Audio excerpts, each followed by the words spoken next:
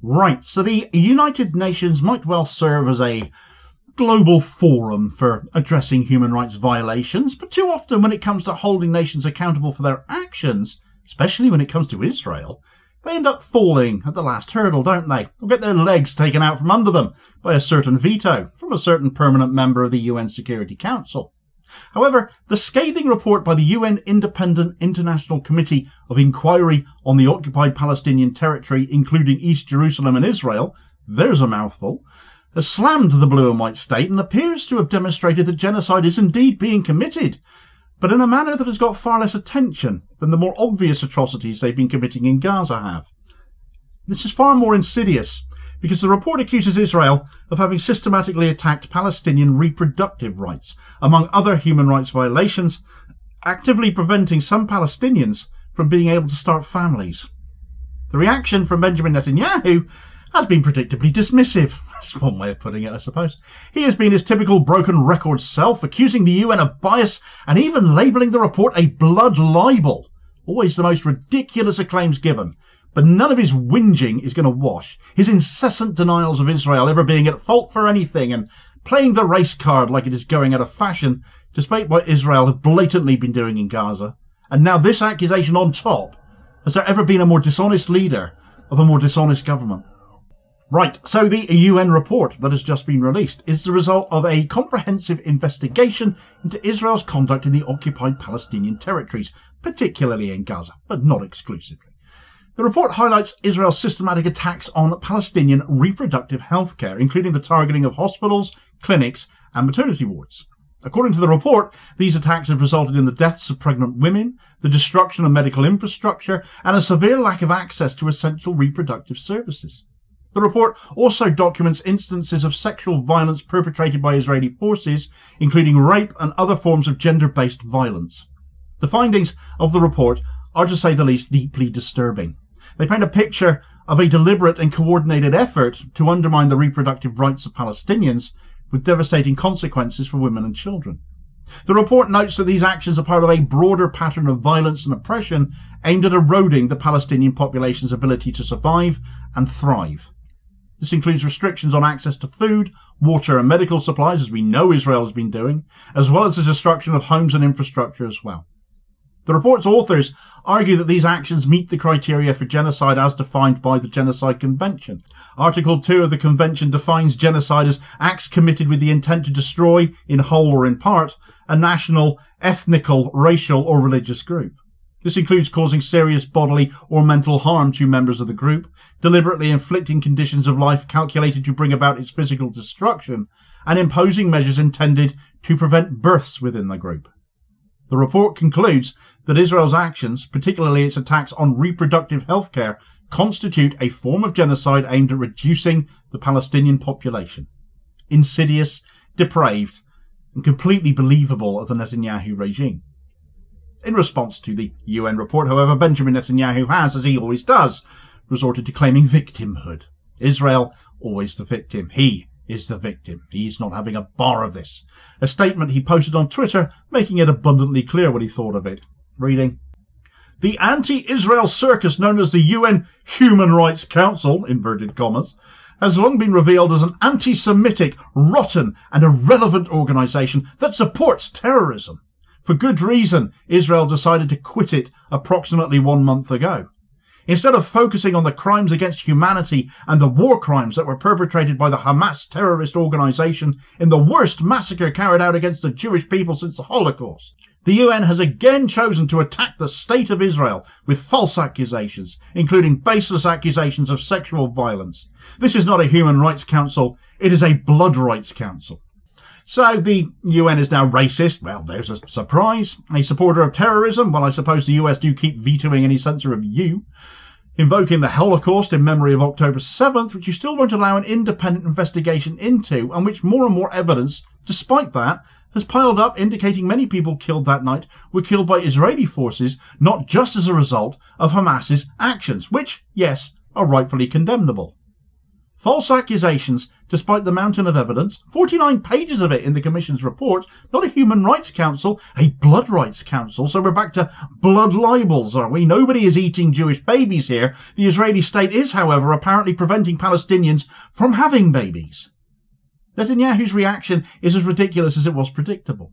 It is the same claims every time he or Israel face criticism. Never does any responsibility get taken. He stands there acting like a spoilt brat, stamping his feet and shaking his fist, who's been caught out for something naughty and been told off.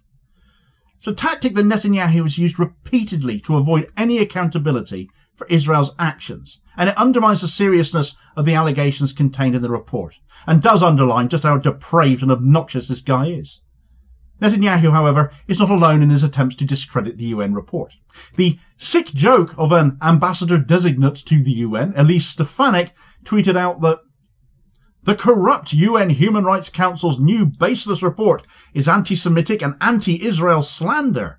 The so-called Human Rights Council, inverted commas again, has failed to condemn the barbaric atrocities committed by Hamas terrorists against Israel, including the brutal slaughter, torture, kidnapping of thousands of innocent civilians, and Hamas's horrific use of rape and sexual violence against Israeli women and girls, yet disgracefully attacks Israel with unfounded smears.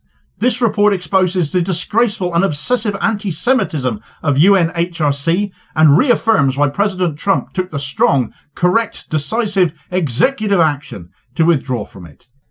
But if the US just, withdrew from the UN entirely, we might get somewhere with Israel then, wouldn't we? If you hate it so much, if you hate the UN and despise it so much, what are you going to be the next ambassador to the UN for? Are you going in order to serve the US or Israel here? I'm confused. Do explain. Other Israeli officials and pro-Israel groups have also launched attacks on the report, accusing it of being biased and politically motivated, because, of course, they have.